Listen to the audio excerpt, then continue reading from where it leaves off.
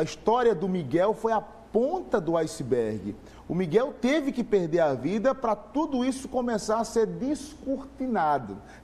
E aí, a primeira pergunta, o que é que ensejou, o que é que fez vocês saírem do escritório de vocês, tomaram consciência do fato e protocolar esse pedido de cassação? Boa tarde. Primeira senhora. Boa tarde, Fábio. Bom, como toda a sociedade pernambucana e brasileira, nós tomamos ciência do que aconteceu pela imprensa. Obviamente, fomos tomados por uma grande comoção, foi um sentimento geral, porque as circunstâncias que marcam a morte do Miguel são muito perversas, são muito cruéis, o abandono de uma criança de 5 anos de idade. E, em seguida, a mídia começou a noticiar fatos que tornavam o crime ainda mais escandaloso. O fato de que a Mirtes, trabalhadora doméstica na residência do prefeito Sérgio Hacker, na residência de Recife, constava como servidora pública do município de Tamandaré. E não apenas ela, mas também a avó de Miguel, a senhora Marta. E, finalmente, uma terceira funcionária, a senhora Luciene, as 3 trabalhadoras domésticas que prestavam serviços particulares nas 2 residências do senhor Sérgio Hacker, em Tamandaré e no Recife, e que constavam como servidoras públicas sem, segundo a mídia, usufruírem de quaisquer benefícios.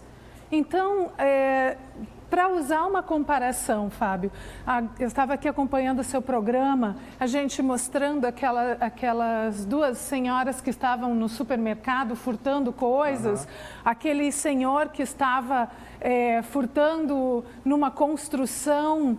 A gente tem tanta indignação quando a gente vê essas situações. E com o bem público. E com o bem público.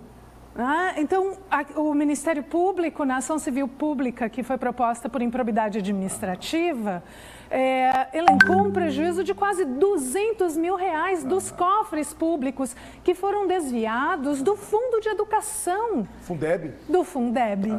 Doutor, a gente sabe que o Ministério Público, inclusive, continua investigando a apuração de outros possíveis fantasmas dentro da prefeitura, mas o que é que dá base realmente para o pedido de cassação, o pedido de impeachment do Sérgio Hacker já protocolado? O que é essa peça aqui, que é de autoria de vocês, doutora Liana Cirne Lins e Igor Alexandre Alves de Araújo, denúncia com pedido de cassação do mandato. Que horas vocês protocolaram isso? Quando foi? E o que é que dá base exatamente para esse pedido, doutor? Boa tarde, Fábio. Boa tarde para quem está assistindo. A gente foi protocolar esse pedido pessoalmente lá na Câmara de Tamandaré. Estava aberta? Estava aberta. Quem recebeu foram estagiários, a gente acredita. Servidores, né? Da Câmara. Certo, servidores receberam.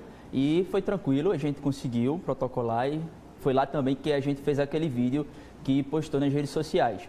A gente foi pela manhã, foi até uma operação sigilosa para garantir nossa segurança e também que a gente conseguisse.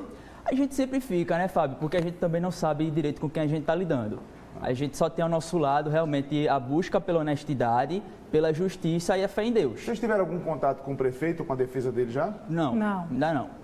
A gente realmente cumpriu o que está na lei. Foram apenas na Câmara, não procuraram sequer a Prefeitura. Não era de responsabilidade de vocês, não é do processo ir na Prefeitura. Foram só na Câmara, né? Exato, porque a lei determina que qualquer cidadão pode pegar, levar os conhecimentos dos fatos à Câmara. E foi isso que a gente fez. E justamente quando a gente descobriu, o nosso pedido tem 2 pilares. O primeiro deles é justamente a existência dos funcionários fantasmas, das funcionárias em si, porque a gente se embasou nas 3, já que está documentalmente provado e confessado que ele fez isso.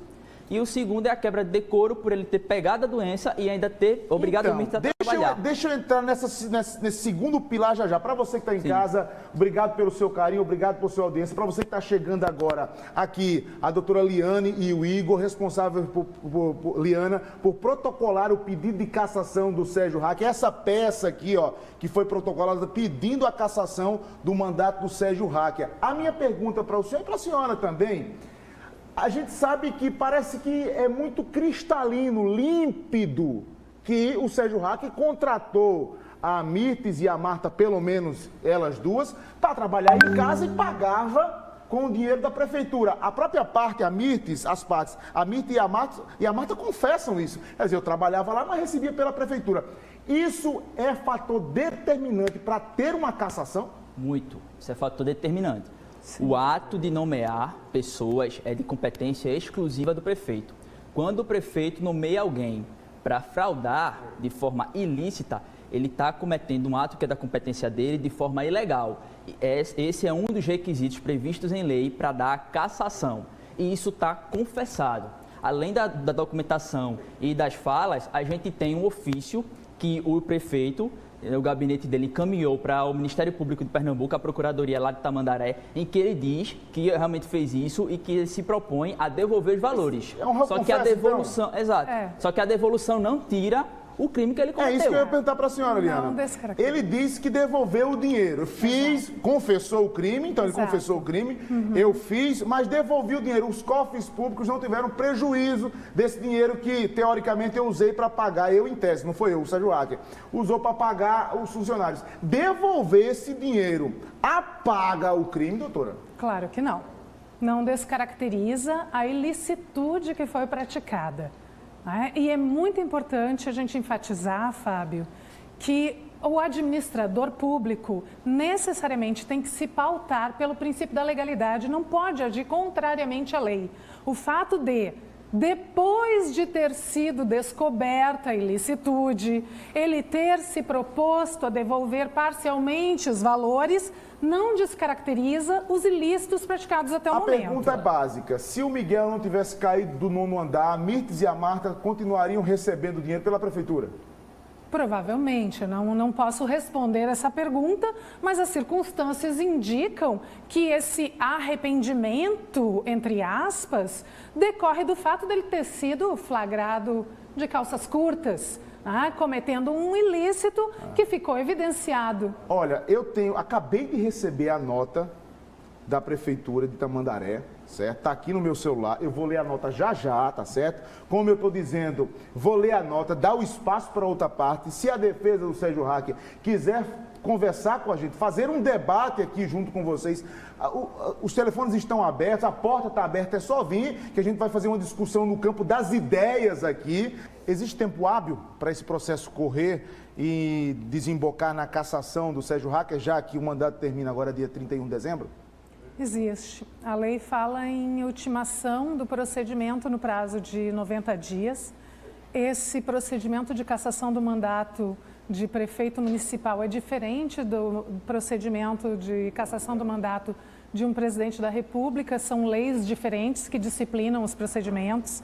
Então, nesse caso, o presidente da Câmara Municipal, que é o vereador Adriano Cândido, tem obrigação de fazer a leitura pública da íntegra da denúncia na primeira sessão da Câmara. Não tem aquele rito de se admitir ou não o pedido? Não, só depois da leitura pública. Isso é diferente da Lei 1079.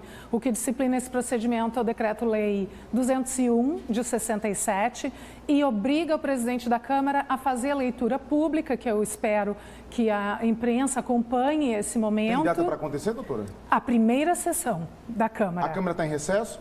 Não, ela tem tido reuniões que nós acompanhamos. Virtuais, com a presença do presidente e outros membros. Uma pergunta mais de cunho político. O prefeito tem maioria na Câmara? Tem. Tem? É possível, então, que esse pedido de impeachment, ele não é possível. Seja um tiro na água, por exemplo? Que sim. A maioria dos vereadores votem contra? Sim, naturalmente. Ele tem maioria, segundo eu soube. De qualquer maneira, Fábio, o que nós entendemos importante no momento em que protocolamos a denúncia contra ele é que essa leitura pública da denúncia seja feita. Que as pessoas tenham acesso e conhecimento aos fatos que nós reputamos de gravidade suficiente para a cassação do mandato, inclusive em relação à quebra do decoro e da dignidade do cargo. E nós acreditamos, inclusive por ser prévia de um momento eleitoral, que a população de Tamandaré vai querer fazer a sindicância política desses vereadores. Liana e Igor, Inclusive, esse detalhe, que essa ferramenta política está na nota aqui dele. Eu queria que vocês escutassem, que vocês em casa também escutassem, o que é que diz a nota à imprensa. E já agradecendo demais a presença de vocês, esclarecedora aqui no Balanço Geral. Nota à imprensa. E eu tenho a obrigação de ler toda a nota à imprensa. Não vou resumir, vou ler na íntegra. Com relação à notícia vinculada acerca do pedido de impeachment apresentado junto à Câmara de Vereadores Municipal, o prefeito informa o seguinte. Primeiro, só tomou conhecimento da sua existência através da imprensa, não sendo, portanto, legítima e legalmente comunicado do seu conteúdo. Segundo, tal pedido, se existir, demonstra claramente o interesse político de muitos que vem sendo usado da situação em nítida antecipação do debate eleitoral. Terceiro, a forma como os signatários do pedido se apresentam, mais preocupados com promoção pessoal, reforça ainda mais o caráter eleitoral da medida, acrescentando que ambos são militantes políticos de conhecimento partido político local. Quarto, o prefeito não praticou crime de responsabilidade cuja semelhante temática já foi objeto do julgamento pelo Supremo Tribunal Federal e STJ, respectivamente na ação penal 504 do Distrito Federal e no agravo de recurso especial 1162-056 de São Paulo. Quinto, o prefeito confia plenamente na Câmara Municipal, que com serenidade e equilíbrio, saberá preservar a democracia e, notadamente, a vontade popular que o elegeu. Tamandaré, 7 de julho de 2020, Sérgio Hacker, Corte Real, prefeito de Tamandaré. E aí? Acho que a resposta demonstra até um certo escárnio para com a gravidade dos fatos que nós relatamos. Nós fundamentamos a denúncia com base na contratação de trabalhadoras domésticas que prestavam serviços privados na residência do prefeito, fato que era de total conhecimento dele, por óbvio. Nós relatamos o fato que veio a conhecimento público através da imprensa de que ele contraiu a doença Covid-19.